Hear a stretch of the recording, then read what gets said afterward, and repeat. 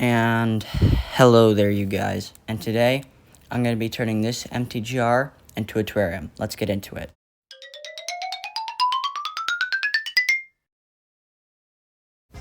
As we all know, the first step to building a successful terrarium is to get some pebbles. These will be used as the false bottom. We will put them in there. Now, I did not actually use the stabilizer since I was outside and it was a little bit wet outside. But as we all know, we just grab some pebbles from outside, like from a garden, and we just put them in there. And then we move on to the next step. And that would be cutting out a partition between the false bottom and the rest of the terrarium, that being the substrate.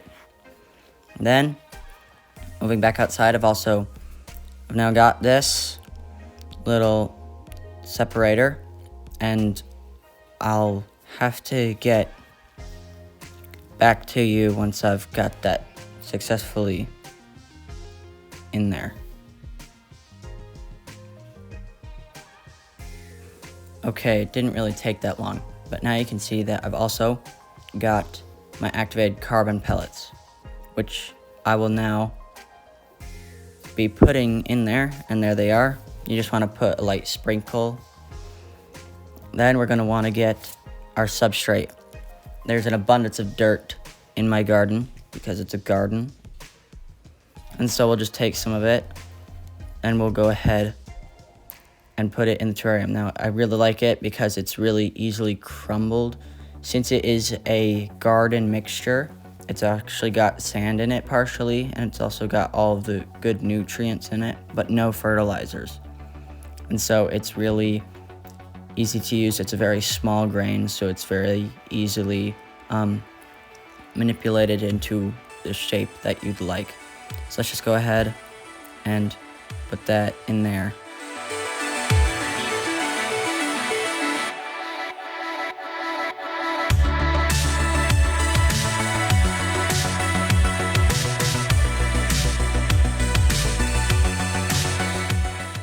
Moving on now to the collecting of our hardscape.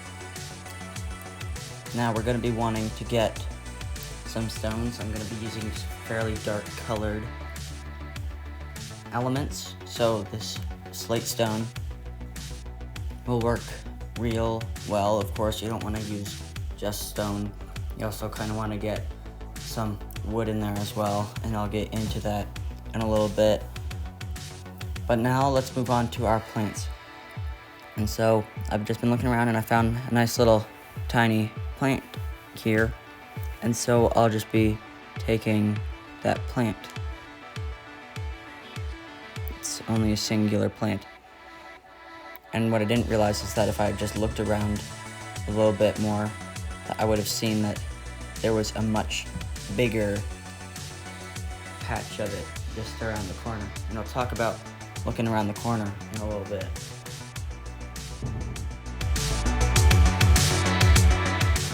And while we're over here by this abundance of small plants, we might as well grab some other plants as well, since they grow in abundance. Now these will be the taller plants, and so they will be going towards the back.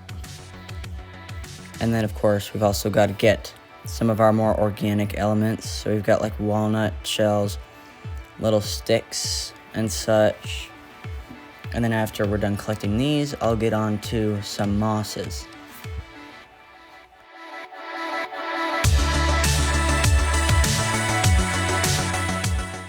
Hi there, quick break from the terrarium to looking around the corner. So I just found these really cool looking sticks by this stump. And so these alone look pretty cool, but I'm just gonna look around the stump and whoa, look at that. That is beautiful. Now, these are far too big for my terrarium's purposes, but this is a lesson to always look around the corner. You never know what's going to be there. You may be satisfied. You may think that you're satisfied with what you have, but just look around the corner. Now sometimes you might not be lucky. You can go up to like a tree and you can look around the corner, look around the tree, and there'll be nothing there. But it's just a quick little lesson to you all. See, like, look at this tree. There's nothing here, and then there's nothing here. You might come up empty, but you might come up real lucky, like I did that first time. But anyways, back to the terrarium. As I was putting these over in their spot by the front door, I found this beautiful moss, which I'll be taking some of the smaller patches of. And that means that seamless transfer into the terrarium again. So let's go ahead. Oh, and also, see this tiny little plant? It looked like it'd be perfect for the terrarium. But you just gotta look around, because that's also the same plant. And that's also the same plant. And that's also the same plant. So you always wanna make sure that you look around. If you find a nice little tiny plant, you just wanna make sure to look around to make sure that there's no others of that same species of plant that are giant.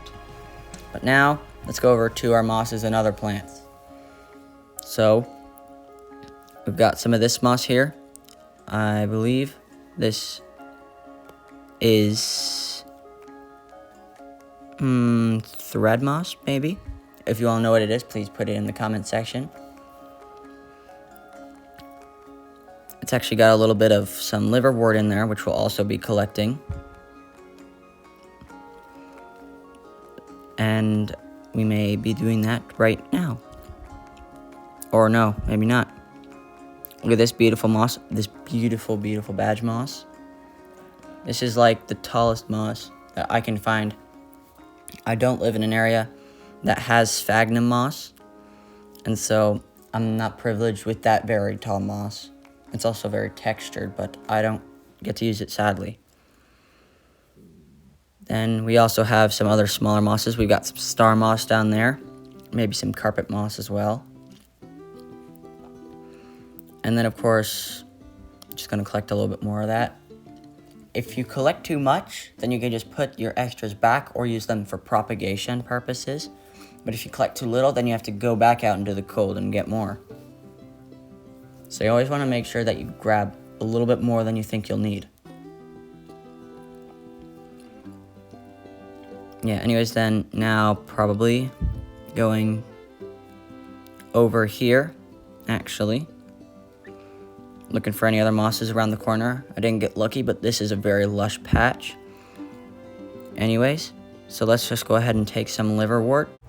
And then we're done for this week. Make sure to check out next week's video. And I'm sorry that it came out slow, but please do remember to like, subscribe, and hit the notification bell to try to upload weekly.